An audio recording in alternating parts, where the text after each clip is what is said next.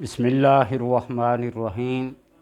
الصلاۃ والسلام علیک یا رسول اللہ وعلی آلک و صحابک یا حبیب اللہ۔ اللہم صلی علی محمد وعلی آل محمد وبارک وسلم وصلی علیہ صلی اللہ علیہ یا محمد نور من نور اللہ۔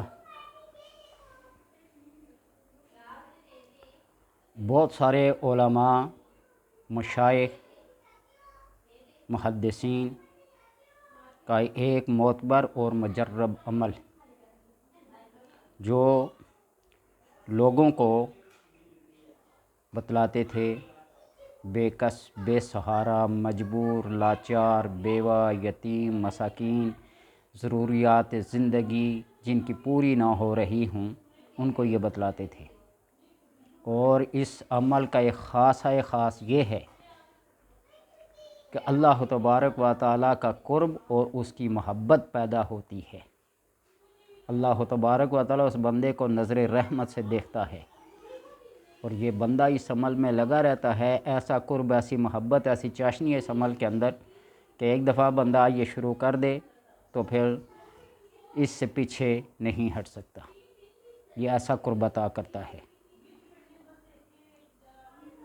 اس سے اللہ تبارک و تعالیٰ بے شمار بلاؤں کو دور کرتے ہیں اور حاجتوں کو پورا کرتے ہیں، اور بکثرت نیکیاں اس کے نامہ اعمال میں لکھی جاتی ہیں۔ وہ اس لیے کہ نام ہی ایسے ہیں اللہ تبارک و تعالیٰ کے جو پورے ہفتے میں ڈے وائز پڑھے جاتے ہیں۔ امام غزالی نے بھی اس کو لکھا ہے، بڑے بڑے فقہا، محدثین، مشائخ نے ان اعمال کو لکھا ہے پورے ہفتے کے لیے۔ اس کے لیے کسی بھی مہینے میں چاند دیکھنے کے بعد پہلے جمعہ سے شروع کیا جاتا ہے، یعنی چاند جب دیکھا جائے اور اس کے بعد جو جمعہ ہوگا اس جمعے سے یہ شروع کیا جائے۔ 7 دن اور ہر دن کے لحاظ سے اسماء حسنی ہیں۔ جو بھی انسان کسی مجبوری کی حالت میں، کسی بے کسی اور بے بسی کے عالم میں پڑے گا تو اللہ تبارک و تعالیٰ اس کی زندگی کو تبدیل کر دے گا، اس کی بے بسی کو، اس کی بے کسی کو، اس کی لاچارگی اور مجبوری کو خوشحالی میں تبدیل کر دے گا۔ جب بہت سارے فقہا، محدثین، مشائخ کسی ایک عمل پہ اتفاق کر لیتے ہیں اور پھر وہ بات حد تواتر تک پہنچ جائے تو اس کے اندر کسی قسم کا شک و شبہ نہیں ہوتا۔ اور اگر کسی مجبوری سے دن یا چاند دیکھنا یاد نہ رہے کہ کب چاند چڑھا ہے تو بندہ اس پریشانی میں نہ ہو کہ چاند تو گزر گیا، اب مجبوری کی حالت میں کوئی بھی جمعہ ہو اس جمعے سے یہ شروع کر دے۔ جمعہ کے دن میں پڑھے گا یا اللہ یا ہوا یا ہو، یا اللہ یا ہوا یا ہو، یا ہوا پڑھے یا ہو پڑھے، یا اللہ یا ہو 1000 مرتبہ پڑھے جمعہ والے دن یا اللہ یا ہو۔ اور ہفتے کے دن یا رحمان و یا رحیم 1000 بار، 1000 بار، ہر ایک کی تعداد 1000 بار ہے۔ شروع جمعہ کے دن سے کرنا ہے۔ اور اتوار کے دن یا واحد ہو یا احد ہو، یا واحد ہو یا احد ہو، یا واحد ہو یا احد ہو، یہ پڑھے گا۔ اور سوموار پیر کے دن یا صمد ہو یا وتر ہو، یا صمد ہو یا وتر ہو، یہ پڑھے۔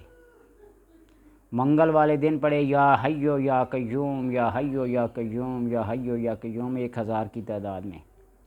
اور بدھ والے دن یا حنان ہو یا منان، یا حنان ہو یا منان، اور جمعرات والے دن یہ پڑھے یا ذل جلال والاکرام، یا ذل جلال والاکرام، ان کو 1000 مرتبہ پڑھے تو اللہ تبارک و تعالیٰ اس کے نامہ اعمال میں بے شمار نیکیاں لکھتے ہیں، بے شمار دشواریاں، بیماریاں، مجبوریاں، بے چارگیاں اللہ دور کرتے ہیں۔ اور خاص بات یہ ہے کہ یہ بندہ اللہ تبارک و تعالیٰ کا قرب حاصل کر دیتا ہے، اللہ کی محبت اس کے دل میں پابست ہو جاتی ہے، گامزن ہو جاتی ہے، اور اللہ اس بندے کی طرف نظر رحمت سے دیکھتا ہے۔ اس سے بڑا کمال اور کیا چاہیے؟ جب اللہ تبارک و تعالیٰ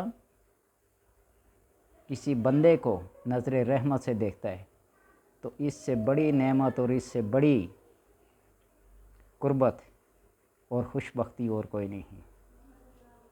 روایات میں آتا ہے نا، حضرت امام اعظم رحمۃ اللہ تعالیٰ نے 100 بار اللہ تبارک و تعالیٰ کی خواب میں زیارت کی۔ مکہ کے ایک قاری تھے، قاری حمزہ، مکہ کے 7 قاری مشہور ہیں عرب کے، جن کی مشہور قراتیں 7 ہیں، اور پوری دنیا میں وہ 7 قراتیں مشہور ہیں۔ ہر ایک قاری کا اپنا ایک طرز، ایک عمل ہے، اور انہی قراتوں کو، اس لیے کہ یہ حدیث میں ایک مفہوم بیان ہے، انزل القرآن علی 7 احرف، 7 حروف پر قرآن نازل ہوا۔ اب قرآن میں 7 حروف تو نہیں ہیں، 7 لہجے ہیں، قراتیں ہیں، طریقہ کار ہیں، لہجے ہیں۔ آج کچھ لوگ فخر سے کہتے ہیں نا، میں 8واں اور 9واں لہجہ بھی جانتا ہوں، جبکہ پوری دنیا میں 7 لہجے، 7 قراتیں مشہور ہیں۔ تو بہرحال بندہ جب یہ پڑھتا ہے تو اللہ تبارک و تعالیٰ نظر رحمت سے دیکھتا ہے، اور کیا بعید ہے اللہ تبارک و تعالیٰ کی شان اور قدرت سے کہ وہ بندہ بھی اللہ تبارک و تعالیٰ کی زیارت کر لے۔ آپ صلی اللہ علیہ وسلم فرمایا رأیت ربی فی احسن صورہ، میں نے اپنے رب کو بڑی خوبصورت شکل میں دیکھا۔ اور اللہ فرماتا نا، آدم علیہ السلام کو اللہ نے اپنی شکل پہ پیدا کیا، اس لیے تمام کائنات کے اندر اللہ تبارک و تعالیٰ کے رنگ ہیں۔ کوئی انسان بھی کسی دوسرے انسان کے ساتھ شکل و صورت کے لحاظ سے میچ نہیں کرتا، حتیٰ کہ یہ جو انگوٹھا ہے، اس کے جو نشان ہیں، یہ بھی اربوں خربوں کے حساب سے لوگ اترے ہیں، لیکن ایک دوسرے سے میچ نہیں کرتے۔ تو وہ قاری حمزہ کی بات کر رہا تھا کہ اللہ تبارک و تعالیٰ نے ان کے لہجے میں قرآن پاک کو سنا اور فرمایا حمزہ پڑھو قرآن۔ پڑھتے پڑھتے پڑھتے جو روایت میں پڑھا ہے اللہ تبارک و تعالیٰ بہتر جانتا، میں کون سا پاس بیٹھا ہوا تھا۔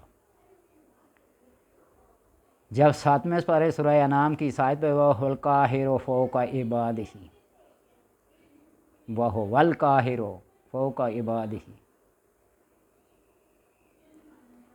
تو اللہ تبارک و تعالیٰ نے فرمایا ہوا نہیں، قُلْ أَنْتَ الْقَاهِرُ فَوْقَ عِبَادِهِ، یہاں 3rd پرسن نہیں استعمال ہوگی، 2nd پرسن مخاطب کا صیغہ استعمال ہو انت، اس لیے کہ اللہ تبارک و تعالیٰ سامنے تھے اور قاری حمزہ قرآن پاک سنا رہے تھے،